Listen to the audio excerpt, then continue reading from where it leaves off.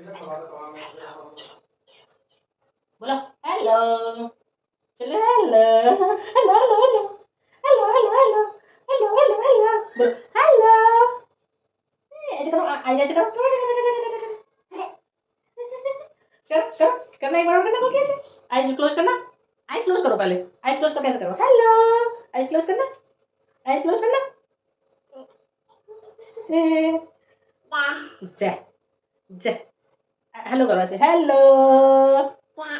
ऐसे करो हेलो जय। नमस्कार दोस्तों, अंश मॉम लाइफ में आप सभी का स्वागत है। आई होप आप सभी ठीक होंगे। तो आज की वीडियो की शुरुआत जो है अंश ने अपने हाय हेलो से की है।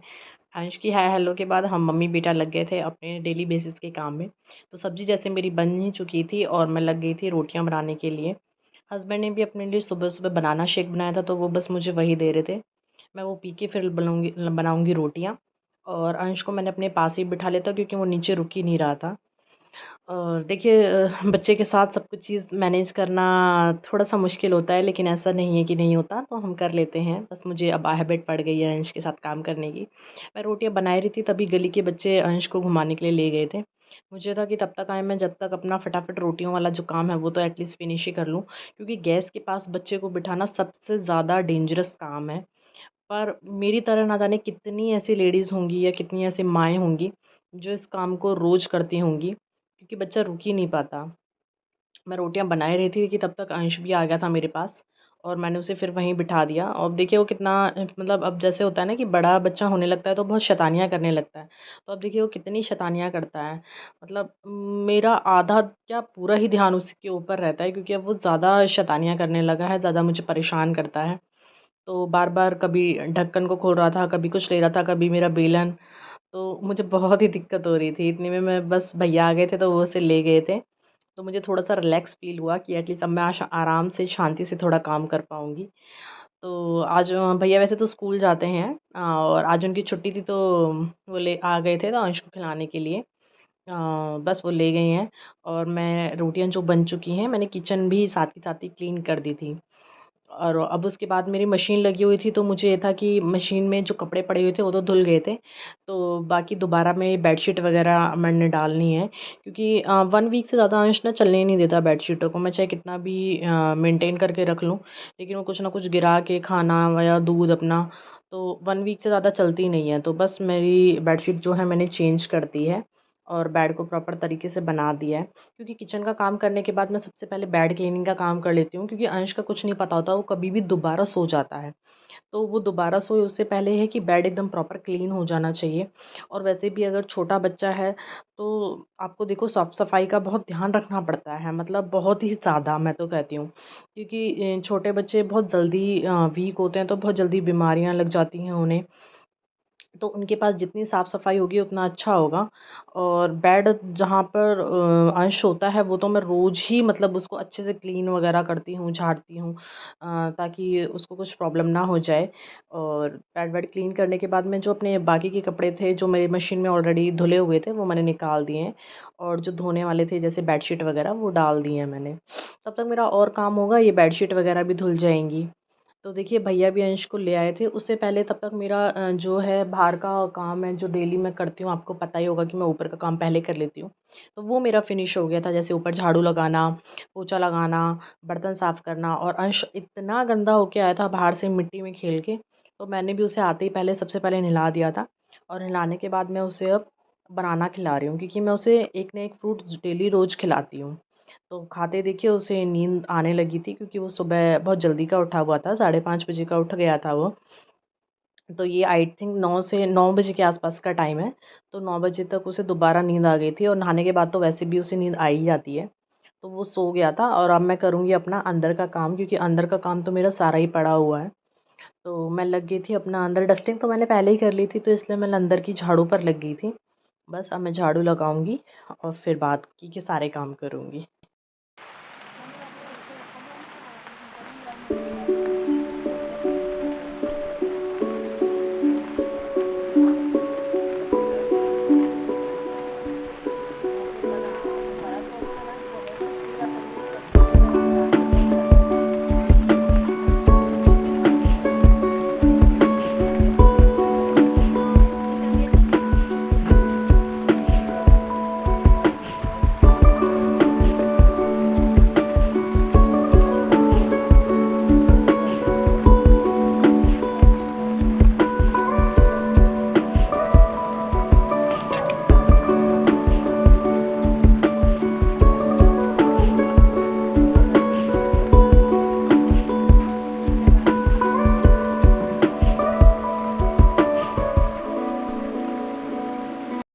देखिए, एक छोटे बच्चे के साथ घर की ज़िम्मेदारियाँ और बच्चे की देख-रेख और उसके साथ-साथ अपने प्रोफ़ेशन को सँभालना बहुत ही ज़्यादा मुश्किल होता है। मतलब मैंने खुद ये पर्सनली चीज़ फ़ील करी है, तो मैं तो ये कह सकती हूँ कि इतना मुश्किल था मेरे लिए तो स्पेशली, औरों का मुझे नहीं पता, लेकिन मेरे लिए इतना मुश्किल था कि मैं तो मतलब एक ऑलमोस्ट ये लगा लीजिए आप कि एंग्ज़ायटी और डिप्रेशन जैसी चीज़ों में भी चली गई थी। मैंने बहुत मुश्किल से अपने आप को ओवरकम किया था उन चीज़ों से और मुझे काफ़ी टाइम भी लग गया था। तो और उसकी वजह से मुझे मेरी लाइफ में बहुत प्रॉब्लम्स भी आई थी।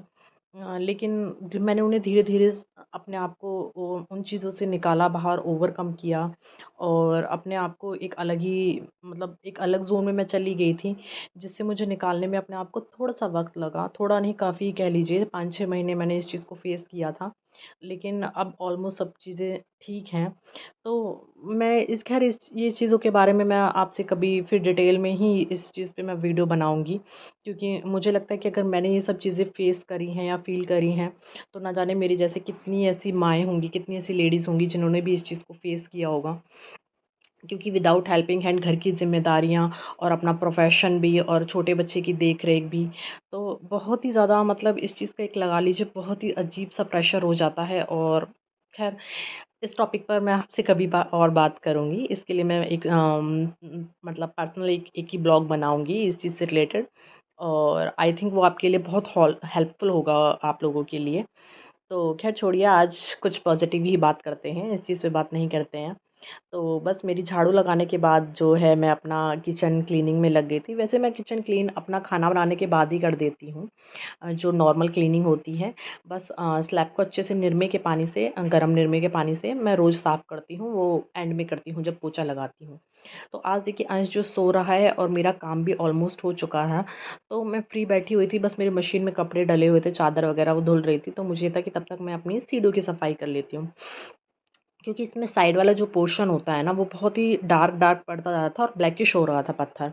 क्योंकि मैं सैंडिंग पोछे का यूज़ करती हूँ, तो सरफेस तो बहुत ईज़िली और आराम से वहाँ से साफ़ हो जाता है। लेकिन जो साइडों का एरिया होता है, ये उस पे अच्छे से क्लीन नहीं होता, तो डेली-डेली क्लीन ना होने की वजह से वो ब्लैकिश पड़ता जा रहा था। तो बस मैं अपने अस्त्र-शस्त्र लेकर आज लग गई थी इसकी क्लीनिंग करने में।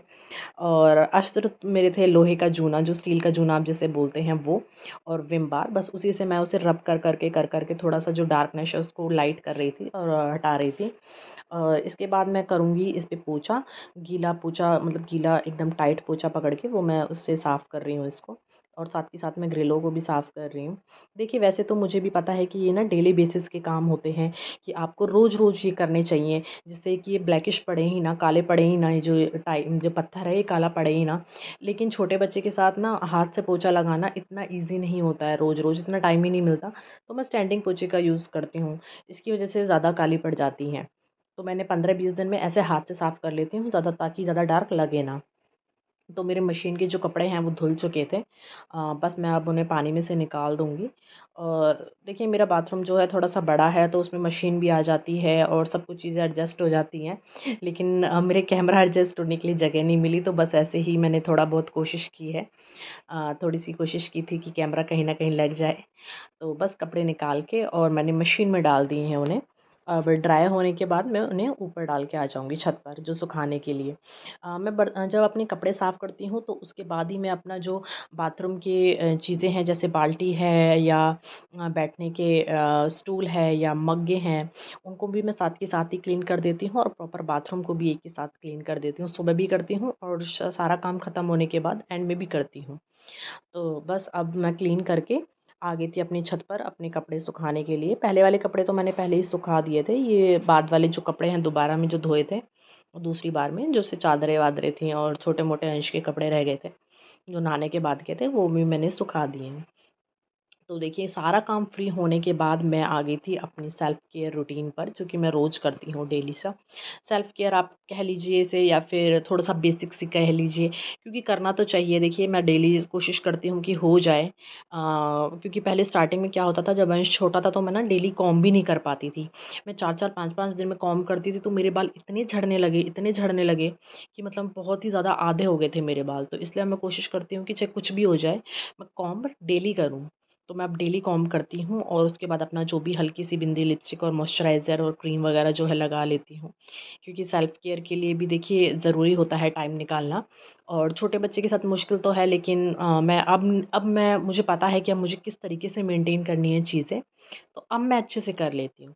तो मैं अपना काम फ्री करके बस रेस्ट करने के लिए बैठी ही थी कि तभी ये एसी की जो सर्विस कराने के लिए आ गए थे भैया करने के लिए।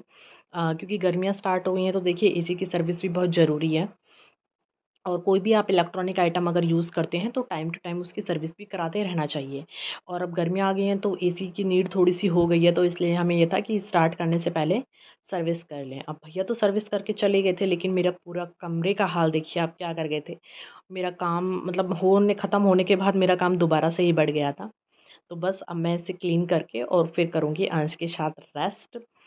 और बस मैं इसकी थोड़ी बहुत जो मेरी क्लीनिंग कमरा फैला गए हैं बस वही करूँगी, ज़्यादा तो नहीं कर पाऊँगी। तो चलिए वीडियो को यहीं करते हैं एंड। अगर आप लोगों को वीडियो पसंद आई तो प्लीज़ लाइक, शेयर, सब्सक्राइब करें।